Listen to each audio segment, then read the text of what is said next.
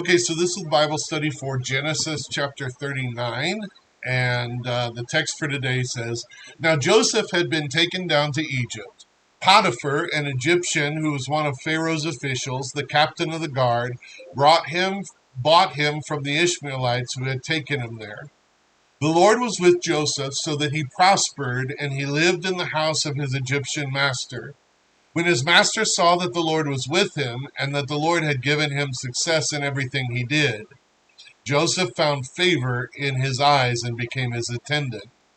Potiphar put him in charge of his household, and he entrusted to his care everything he owned. From the time he put him in charge of the household and all that he owned, the Lord blessed the household of the Egyptian because of Joseph. The blessing of the Lord was on everything Potiphar had, both in the house and in the field. So Potiphar left everything he had in Joseph's care, with Joseph in charge. He did not concern himself with anything except the food he ate. Now Joseph was well built and handsome, and after a while his master's wife took notice of Joseph and said, "Come to bed with me." But he refused But he refused. With me in charge, he told her, my master does not concern himself with anything in the house. Everything he owns he has entrusted to my care. No one is greater in this house than I am. My master has withheld nothing from me except you, because you are his wife. How then could I do such a wicked thing and sin against God? And though she spoke to Joseph day after day, he refused to go to bed with her or even be with her. One day he went into the house to attend to his duties, and none of the household servants was inside. She caught him by his cloak and said, "Come to bed with me." But he left his cloak in her hand and ran out of the house. She kept his cloak beside her until his master came home. Then she told this story. That Hebrew slave you bought came to me to make sport of me, but as soon as I screamed for help, he left his cloak beside me and ran out of the house. When his master heard the story, his wife told him, saying, "This is how your slave treated me." He burned with anger. Joseph's master took him and put him in prison, the place where the king's prisoners were confined. But while Joseph was there in the prison, the Lord was with him. He showed him kindness and granted him favor in the eyes of the prison warden. So the warden put Joseph in charge of all those held in the prison, and he was made responsible for all that was done there. The warden paid no attention to anything under Joseph's care because the Lord was with Joseph and gave him success in whatever he did. Well, it seems that this story of Genesis is a story filled with sexual immorality and sexual tension and things like that. And interestingly, though, and thankfully, um, this story had to do with people that didn't know God being that way, and the person who was with God standing firm. So giving away the ending a little bit, I guess, but we already read the text. So that makes this significantly different, I think, than the last text with regard to Joseph's father. Or Joseph's brother, I'm sorry, Joseph's brother, um, Judah. And yeah, so we see faithfulness continued in certain people and not necessarily in other people down the line. So here we go. Number one, remember that you can download PDF copies of this Bible study at www.abqnaz.org/alive, and this is the study for Genesis 39. Number one says, what happened in last week's Bible study in Genesis 38? I mentioned this. This was the story of Judah and Tamar, and Judah's boys being evil, and God struck them dead, and his first son, and then the second son um, was evil in how he related to the first son's wife, and not giving his brother offspring. And so he was struck dead, and then Judah himself produced offspring. And we talked about where God was in the situation, and where he probably wasn't, and how he redeemed it all despite the evil that the people that were supposed to be following God were involved with. There we go. So that's what it was. We're not going to spend too much time on that. The second part says what happened the week before in Genesis 37, which is actually more beneficial or helpful in leading up to this text. Joseph had dreams. He did have two dreams that we're told about. B, Joseph was dad's favorite and he made him a fancy robe. Yes, that's true. C, Joseph's brothers plotted to kill him, but Reuben tried to convince them not to so that he could rescue him. And that's true. D, a band of Ishmaelites came by and his brothers decided to profit by selling him instead of killing him, but they made dad believe that he was killed by wild animals. That's true. And then E, Joseph was taken to Egypt.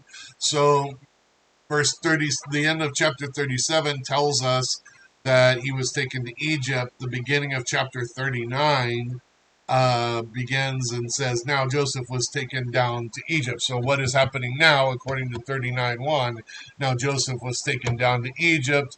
Potiphar, an Egyptian who was one of Pharaoh's officials, the captain of the guard, bought him from the Ishmaelites who had taken him there. So we basically pick up the story right where we left off at the end of chapter 37 and find out where Joseph is and whose household he is in. And that's how this story begins. Number 2 says, what are we told in 39:2 through 6a? The Lord was with Joseph so that he prospered. Yes. B, he lived in the house of his Egyptian master, and his master saw the Lord was with him and gave him success. So Joseph found favor with Potiphar and became his attendant. Yes. C, Potiphar put him in charge of his household and entrusted him with everything he owned. Yes. D, the Lord blessed Potiphar's household because of Joseph. Yes. Which is interesting. I would argue Potiphar was not a person of God, but Joseph did his job so well. God was with him, blessing everything he did, and therefore blessed his master, whether his master was of God or not. And I would argue that that is exactly what it should look like when we are working for a company. The company should see blessing because we are there.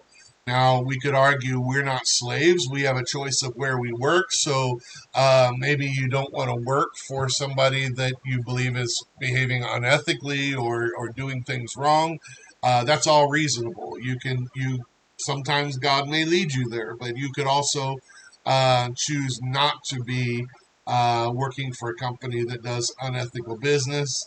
But wherever you work, um, we should be doing things in such a way. We should be in the will of God, seeking God, in the power of God, working in such a way that God's blessing falls not only on us, but on those who we work for. And if you want to be somebody who never hurts for a job, then be the kind of person that God blesses wherever you go. Be the kind of person that works with such a power and spirit of God that your work is blessed wherever you go.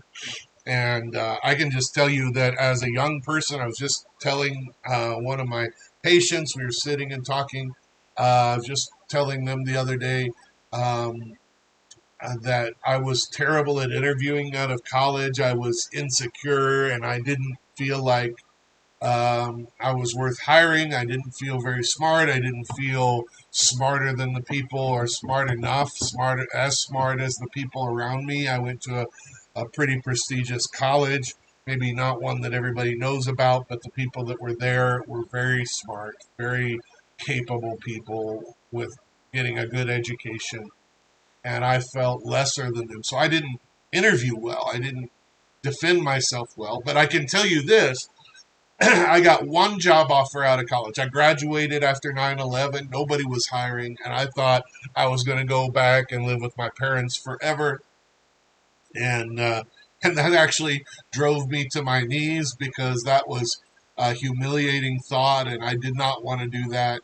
I went to my knees, and I really believe God gave me the job because the next day I received a call from my uncle Tim, and he said, my boss wants to talk to you. I had given him my resume, but I thought he was going to pass it around in certain places. I didn't know anything about what he did.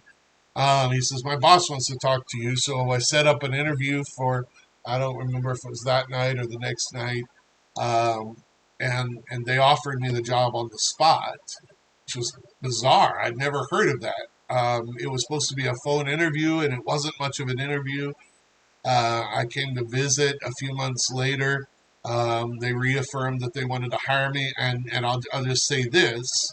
My uncle's the one that brought me to Sandia, that brought me to the church, and they wanted to hire me not because of me, but because of who my uncle was.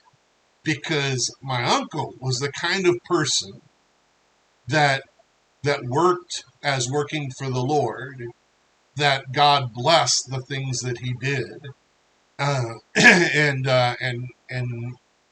and he was well respected. And my boss later told me, he said, "Yeah, I didn't know anything about you, but I figured if you're anything like your uncle, I want you." And honestly, I got hired because he worked as working for the Lord, and because that his hands touched were blessed. In that way, I believe. Um, Ultimately, I did very well there until I left and went into ministry. Um, I was serving in bivocational ministry already, and I feel like it was some kind of miracle that my pastor was willing to pay me. Now I got paid way less than I did in engineering when I went into ministry, but that I got a paycheck at all to be able to survive was a miracle to me because he didn't interview me and hire me in such a way. I went to him and said, "I'm called. I believe I'm called to full time ministry, and I don't think I should be working this job anymore." And that that is pretty bold. Perhaps I didn't know that I expected him to pay me, but perhaps you could say that because God had clearly told me that my insecurities in interviewing were gone, and I know that Pastor Bain was following God, and I don't know that it was anything that I did, but I hope that he had already seen in me a fruitfulness in the ministry that I was doing, um, that he would want me to be a part of the staff full time. Um, when he left, he recommended that I become one of the co-pastors, and he told us, honestly, he told us that the biggest reason why was because Pastor Fred and I brought in 50 members while he was on sabbatical. And he felt like God was already blessing our ministry. So anyway, all that is to say, that I am a firm believer that who I was before I came to Christ, when I was interviewing, I was insecure, and I didn't interview well, and I didn't get jobs. Only reason I got a job was because of the blessing of God on my uncle. But I also believe that since then, um, I've learned to follow God and to trust in His strength and His wisdom and follow His guidance, and I've seen God's blessing. in our ministry. Um, I don't. I feel like I'm bordering on arrogance or bragging here, so I'm trying to be careful. That's not what I want to do. But I will say um, that what I took over was a struggling church, particularly financially, and we had $280,000 in unsecured debt, and we were able to snowball that and pay it off within just a few years once we put our minds to it and made a plan.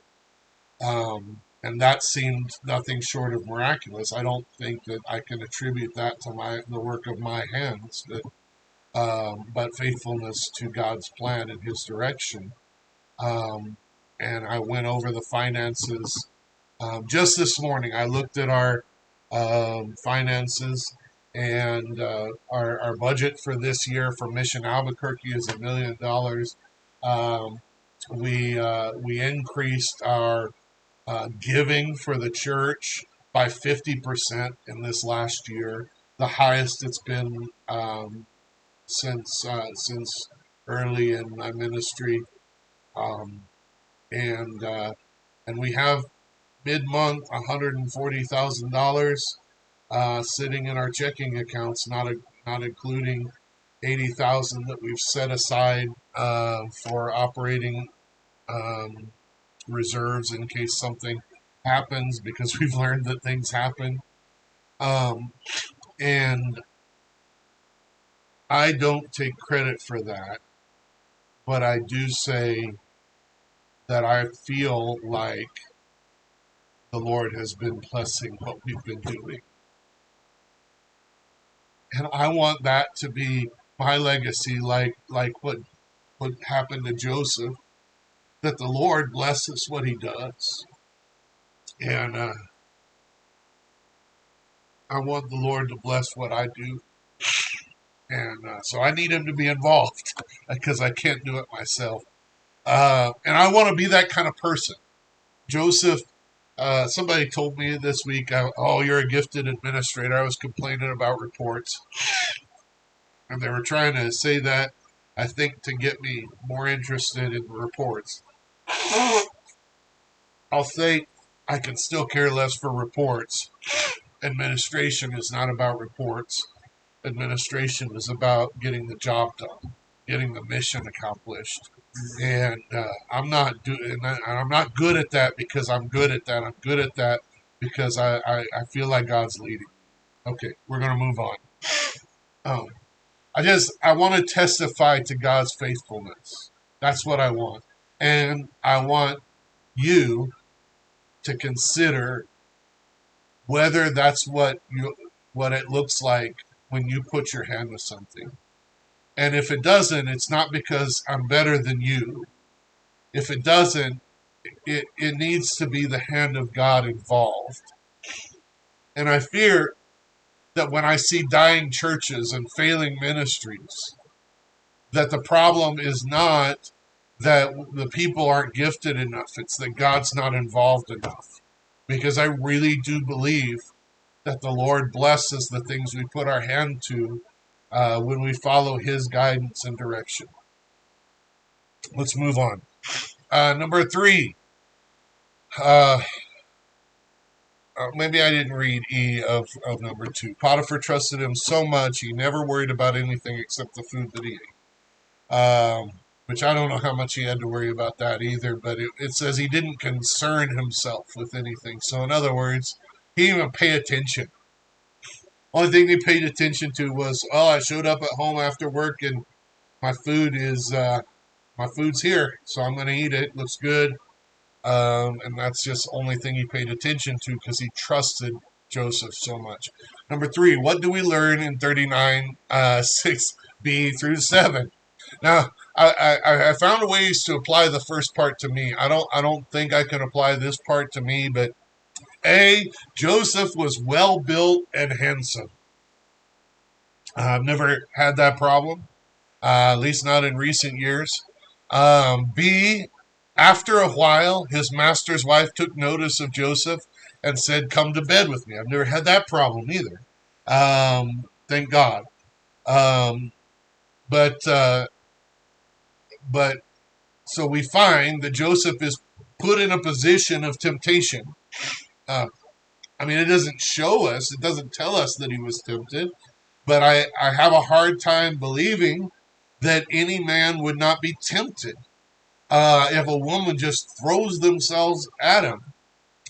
Um, so number 4 says, though, how did Joseph respond according to 39:8-10? Starts out, but he refused. That's an important first part. He reasons with her. He gives her a reason. He says, with me in charge, my master doesn't concern himself with anything. He trusts me. No one is great. Why would I give up what I have? He has given me everything, free reign to do with what I want and what God tells me with everything except for you. So why would I betray that trust and make it so that he doesn't trust me any longer? And that's good logic. I mean, that is completely reasonable. And honestly, you could say, well, see, he wasn't even tempted because he had good reason for saying no. But it doesn't matter how good a reason you have to do the right thing. I can just tell you that the enemy knows how to tempt you to do the wrong thing, even when your brain tells you that's stupid and there's no reason to do the wrong thing. Um, there's still temptation there. The enemy can somehow um, uh, weave it into till your brain turns off, um, and your brain doesn't consider what's right. So the thing it says, how would you respond? Um, I know that if I ask this in Bible study, and if you are teaching this and you ask this in Bible study, oh, I would run away. This doesn't make any sense. I wouldn't do that. And yet, evidence tells us that many people put in this position give in, and that many of us who don't fall into that situation or temptation, the reason is because we're not put in that position. So here, I'll give you an example. When I was in high school, I was a Christian. I think probably when I was in high school, I was as much of a Christian as I ever was in my life uh, until I found Christ anew in my senior year of college. So I was faithful in church attendance. I knew the scripture. I tried to do the right thing. I generally didn't. For there was many points, especially early in high school, where I really was trying to do the right thing. I'm not sure that I was filled with the Spirit of God the way that God filled me later. Um, but I was trying to do the right thing. But I was honest with myself. And I remember saying, somebody asked me about, waiting till marriage and things like that when I was in high school. And at that point, I had. Um, and I said, and my answer was, I want to, and I know it's the right thing, but I'm not sure if I was presented with the chance if I would remain strong. I knew it. I knew it at that point in my life, and it proved true in my time in college. Um, that I knew what the right thing was, but the reality is I was doing the right thing not because I had chosen the right thing, but because I had never really been truly presented with the option to do anything otherwise. Um, and maybe God knew that, and maybe God was protecting me from temptation that I couldn't withstand. I don't know. But I would just say this, that there's a lot of people that the reason they're not falling into certain sins is because they've not been presented with the actual chance. This is an outright, overt pursuing sin, pursuing. When we read there back in Genesis earlier that sin is crouching at your door, it desires to have you, but you must master it. Um, That's this. It just jumping at him. And he said no. And I fear that there's a lot of people that are staying on the right path not because they're really very strong in the face of temptation, but because they've never faced real temptation in some areas. And maybe you can count your blessings. Um, but the third part says, no, really, how do you respond in situations of actual temptation like this? Are you really as steadfast in the power of God as you claim to be? So, in other words, you know how you can tell whether you would be faithful in this situation is how faithful you are in situations where you're faced with temptation. So, for instance, um, you say you'd be faithful and you'd never, sleep with some woman or whatever. But here's a real question: is what do you do when there's a picture on your phone? Do you click on it? Because that's what you do in a situation of temptation. You're faced with temptation and you click on it. And you think that this is something, oh, I'd never go that far. Well, I can tell you that if in this temptation you give in, that temptation is going to be harder. And what are you going to do then? So there you go. Number 5. What happened in 39, 11, and 12? One day he went into the house to attend to his duties, and none of the household servants was inside. She caught him by his cloak and said, "Come to bed with me." But he left his cloak in her hand and ran out of the house. Um,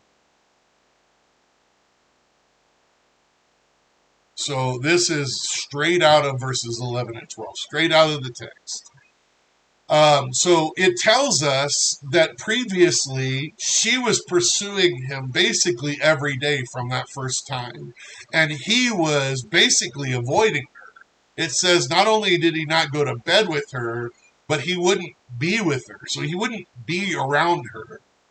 Um, until one day she was so frustrated that he would not give in to her advances that she grabbed a hold of him like she was going to force him, and he ran out without his coat. Um, so he saw what was about to happen and ran away. That's how intent on avoiding this temptation he was. That he wasn't even going to allow her to make him do something that he didn't want to do, that God wouldn't be pleased with. But despite him being stand up, despite him doing the right thing, and I know you're going to say, well, God blessed everything he did, so surely God blessed disobedience. Well, yes, but maybe not how you would have wished that he would have blessed if it was you. So what happened in 39:13 through 18? She accused him of trying to sleep with her. She told her husband that's what he had done. Which is wrong. That's the opposite. That's so far from the truth. He refused, and that's why she was upset, because she was pursuing. But it doesn't matter. That's what she said. B, she used his cloak that she had grabbed as false evidence against him. You see, when he was trying to sleep with me, I grabbed it and he ran away. Opposite of what really happened. But she used that as false evidence. How did Potiphar respond? According to 39:19 and 20, he put him in prison. And not just any prison, the prison where the king's attendants were put when they misbehaved or did something he didn't like. So he was in a pretty important prison. Um, he believed his wife and not Joseph, who had been faithful all this time. Sometimes that happens, doesn't it? Number 7, what is the moral of the story? No good deed goes unpunished. No, that's not the moral of the story. B, the rain falls on the just and the unjust alike. That is, the first one's not scriptural. The second one is actually scriptural. Um, and in some ways you could say that that's true. That um, Sometimes we think of rain as a negative thing. Rain, I think, in general in Scripture is thought of as a positive thing. Um, but that is said to sort of combat the idea of karma, which is that God blesses the people that do good and God doesn't. And Jesus says, God's blessings sometimes fall on wicked people. God's um, blessings um, sometimes fall all around, and sometimes there's some things that are difficult that happen even to good people, and that's what that means, and that is true. But it is not the moral of this story. In fact, I think the end of the story, the end of the chapter, shows God's continued blessing, care, and provision despite everything that the enemy. I spelled that. That's the wrong through. Threw threw at him. And it sounds really familiar. Everywhere Joseph goes, same thing happens. He remains faithful, and God blesses his life and action. So here he is. He's put in prison, and it's not long before he's running the prison, and the warden has put him in charge of everybody because he is a trustworthy, faithful person, which honestly should prove that he didn't do the thing that he was put in there for. But nonetheless, he does the same thing happens in the prison. In fact, it uses the same language as what it uses above when it talks about Potiphar's house. The warden didn't concern himself with anything that was under Joseph's care. So number 8, how does this compare with your life? I think honestly, some of us, when we do the right thing and we don't get the reward for it, and we somehow the enemy attacks anyway, we say, "Well, what's the good of doing the right thing? I don't get rewarded," and we just stop living the faithful life. We stop listening to God. There were times in my ministry where I could not necessarily point to the sort of concrete um, successes that I just pointed to a little while ago. Um, there were times when I had to beg the district for a loan.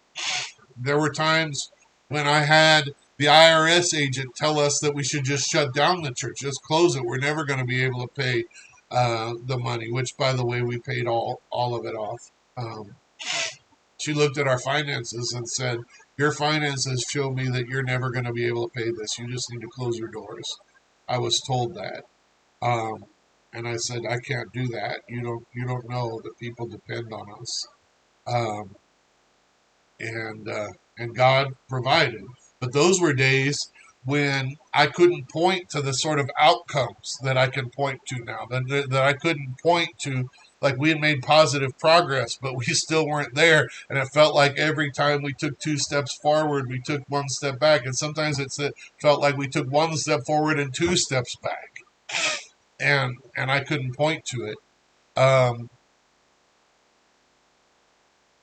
do we remain faithful in those moments when the enemy attacks and it feels like we're not making any progress? Do we still do the same thing, be the same person that God has called us to be, or do we give up? What does your life look like? Um, are you the employee that everybody wants to employ? Let me just say, if you're the one that's on the edge of being fired, and and you're the one that can never quite find a job or get a job because you're not really a very good worker, I don't believe God's blessing you, and I think it's because you're not following Him. I think it's because you're not faithful to Him. I think it might be because you're lazy. It might be because you're um, stubborn. It might be because you're dishonest. But I don't know what the reason is. For different people, it may be different things. But I believe that that there are a lot of people who God isn't blessing the work of their hands, and there's a reason for it. Now I say that with the caveat, with the reminder that there were moments in my life and ministry where I couldn't point to those blessings. But I knew I was being faithful. So maybe that's you too, and I hope so. But I would ask you to consider whether you've been that sort of person that God can trust, and therefore your employer can trust, people can trust. Uh, I think we're going to leave it at that. I really enjoy the story of Joseph, and we're not finished. So that's an important thought too.